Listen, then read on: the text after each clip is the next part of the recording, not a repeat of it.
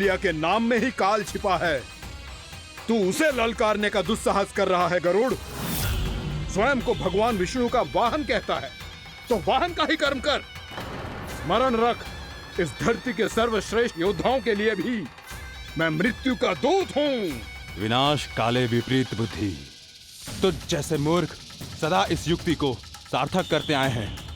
अपने विनाश को आमंत्रण किया है तो अब भोग।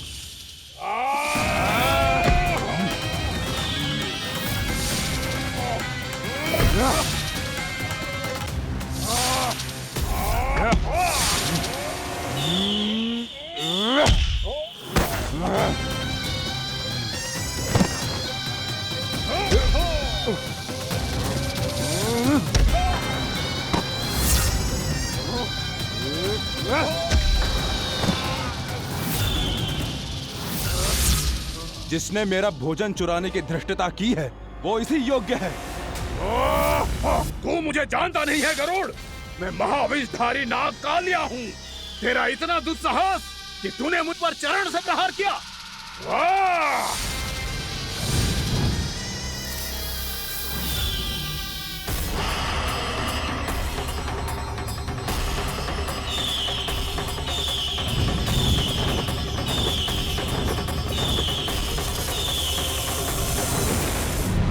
मैं अपने अभिमान में भूल गया था कि गरुड़ मुझसे कहीं अधिक शक्तिशाली है। इसलिए अपने प्राणों की रक्षा करने के लिए मैं एक स्थान से दूसरे स्थान भागने लगा।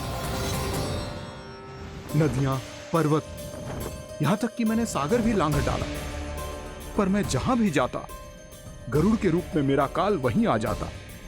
इसीलिए मृत्यु की आशंका से भयभीत होकर मैं अपने बड़े भाई मां कद्रू के प्रथम पुत्र अनंत शेषनाग से राय लेने चला गया। भैया, मैं यहां आपसे आपकी सहायता लेने आया हूं। मेरी एक छोटी सी भूल के कारण यह गरुड़ मेरा पीछा कर रहा है। मुझे हर समय हर स्थान पे ढूंढते रहता है। यदि उसने मुझे ढूंढ लिया तो वो निश्चित ही मेरे प्राण ले लेगा। मुझे कोई ऐसा स्थान बताइए जहां मैं अपनी पत्नी और अपनी संतानों के साथ शांति से रह सकूं। तुम यमुना नदी के किनारे वृंदावन क्षेत्र में जाके वास करो कालिया। गरुड़ वहां प्रवेश नहीं कर सकता क्योंकि उसे ऋषि सोबरी का श्राप मिला हुआ है।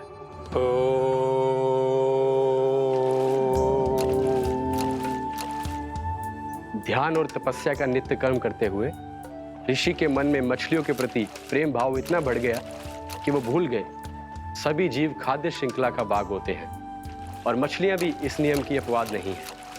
उन्हें मछलियों की अटखेली इतनी अच्छी लगने लगी कि वो इस क्षेत्र के मछुआरों को भी मछली पकड़ने की अनुमति नहीं देते थे।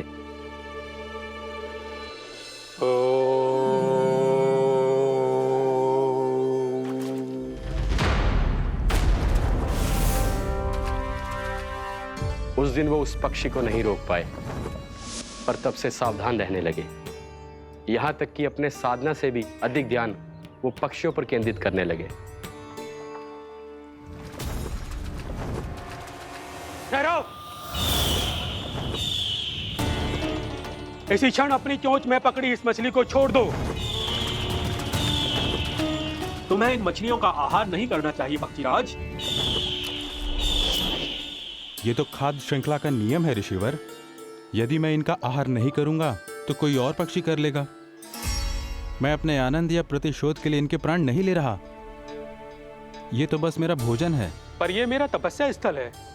तुम यहाँ शिकार करके मेरी साधना में विघ्न नहीं डाल सकते पक्षीराज। यदि आपकी यही इच्छा है तो मैं आज के बाद यहाँ नहीं आऊंगा।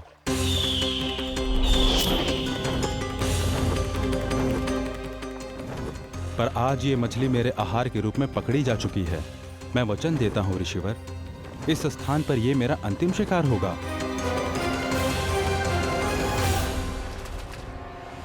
आज के बाद यदि तुमने वृंदावन के निकट उड़ान भी भरी तो तुम सैकड़ों टुकड़ों में फटकर मारे जाओगे पक्षीराज। ये मेरा श्राप है।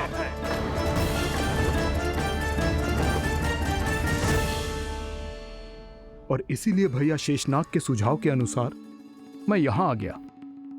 पर अब यदि मैं कहीं और जाऊंगा तो मेरे प्राण नहीं बचेंगे प्रभु। डिस्टेंट रहो कालिया, अब से गरुड़ तुम्हें कोई हानि नहीं पहुंचाएगा।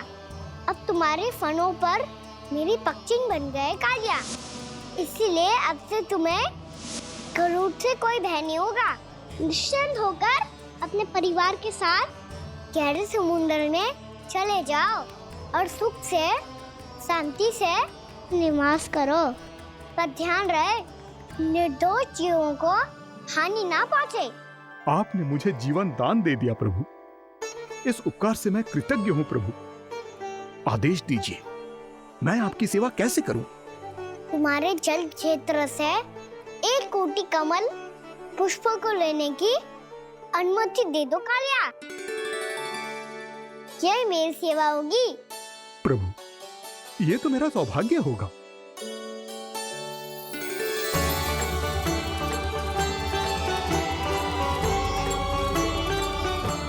एक कोटि के स्थान पर हम 3 कोटि कमल पुष्प ले आए प्रभु। मैं तुम्हारी सेवा भाव से प्रसन्न हुआ कालिया। रमणक द्वीप पर चले जाओ ताकि तुम्हारे कारण फिर कभी किसी निर्दोष जीव को हानि ना पहुंचे और न ही तुम्हारा विष मेरे प्रिय यमुना नदी के जल को दूषित कर पाए। मैं तुम्हें आशीर्वाद देता हूँ। आज यहाँ मेरे द्वारा तुम्हें दिए गए इस आदेश का स्मरण जो भी भक्त करेगा और प्रातः काल और संध्या काल में इसका उच्चारण करेगा, उसे फिर कभी किसी संकट से कोई भय नहीं होगा। ये स्थान अब से काला कुंड के नाम से जाना जाएगा। यहाँ पर स्नान करने वाला और देवताओं को इस क्षेत्र से जल का अर्घ्य देकर प्रसन्न करने वाला भक्त यदि मेरा स्मरण करके पा सकेगा तो वो अपने सभी पापों से शीघ्र ही मुक्त हो जाएगा।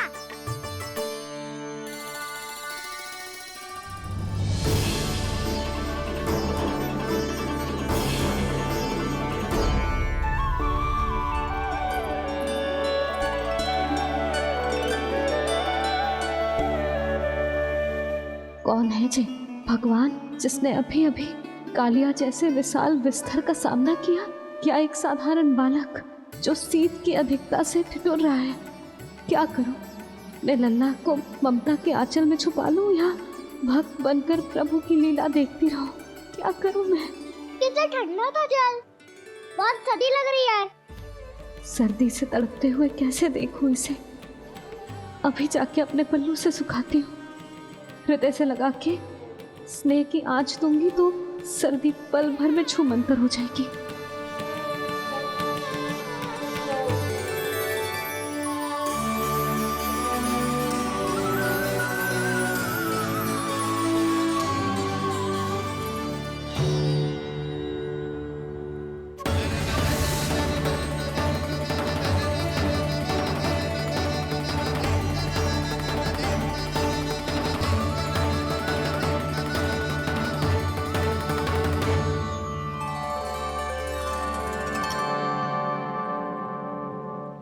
मेरी आवश्यकता ना है इसे, ये तो सच्ची में भगवान ही है जिसकी ठंड दूर करने के लिए स्वयं द्वादश आदित्य प्रकट हो गए हैं।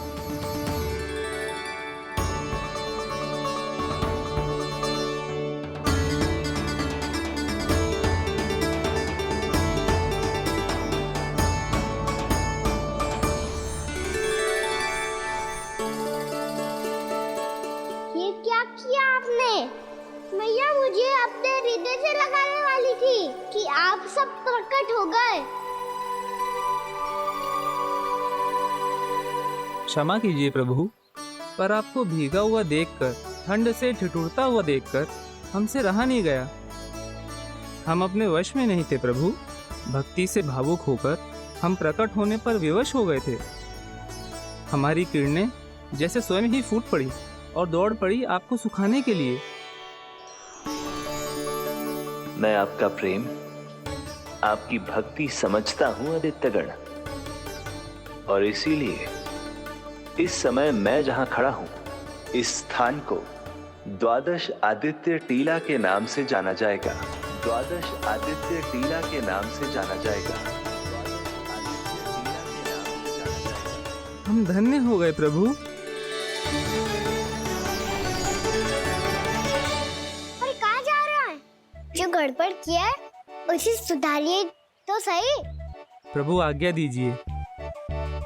अपना दाब इतना अधिक बढ़ा दीजिए कि मुझे स्वेद आने लगे, ताकि मैया मुझे स्वेद में गीला देख के और भूल जाए कि मैं भगवान हूँ, और मैया मुझे अपनी गोद में उठा के ले जाए।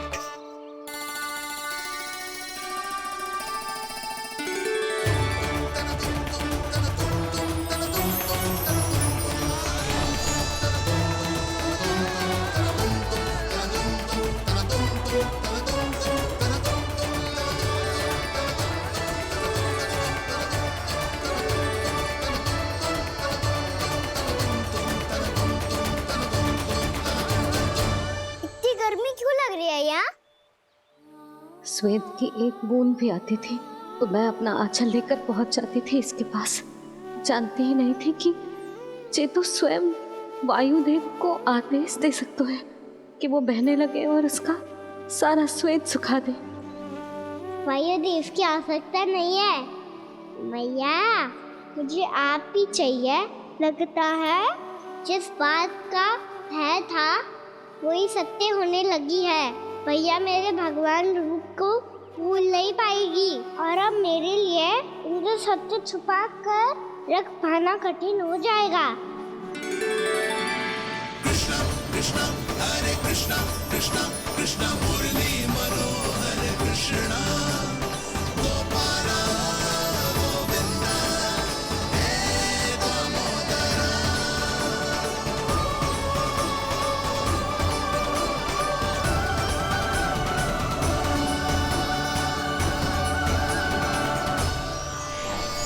प्रभु, आपके श्वेत से बने इस प्रसंगदान सरोवर का प्रणाम स्वीकार कीजिए।